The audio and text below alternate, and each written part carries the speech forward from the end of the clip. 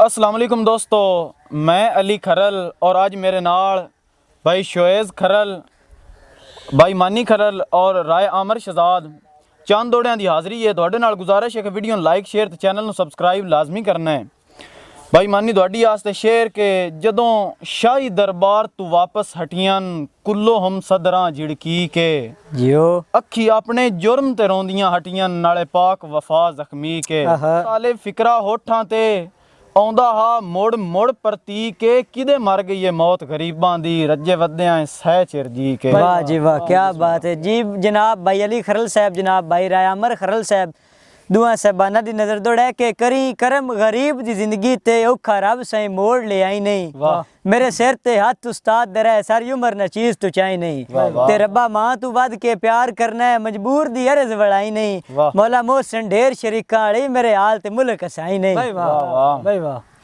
रामर शेर के कां बाग विच आलना जोड़ भी लै तां बच्चे कदी बोल बोल नहीं बनदे। गुलकंद दे काबिल खंड भी गतियां जिवें अक दे फुल नहीं बनदे।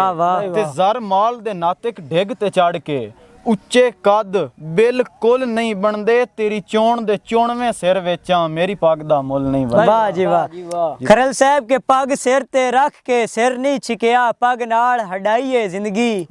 सजना दी लोड़ तू लोड़ दे वेले वेला वांग उकाईए जिंदगी। खरल साहब साडे बारे कसम मुल्क तू पूछ असा कदा सरफाईए जिंदगी दुश्मन दी अख चख पा के रठ वांग निभाईए जिंदगी। वाह भाई शवेज़ तुहाडी आस्ते शेर के जिंदगी दा साईं सफ जिंदगी दी वल्टीन तू अगदू हाटा जियो हई आस अखीरली दिल गुस्तान इच दफनीन तू अगदू हाटा और मेरे ला वारिस तेरे ला परवाह सदवीन तू अगदू हाटा हट बासित हिजर दी डैना दे सा पीण तू अगदू हाटा। क्या बात है खरल साहब के तेरे दुश्मन डार दे दुश्मन इन सुखियो बासण या मैं बासा तत्ती वादे तैं वल सोच भी नहीं या ता से कासण या मैं आसा और तेरे खल्ले ज़हन चिंता दे ए थम ढासण या मैं ढासा जदा रल प्या नाल भरोसा रख तेरे दुख रासण या मैं रासा। राजी तुहाडी आस्ते शेर के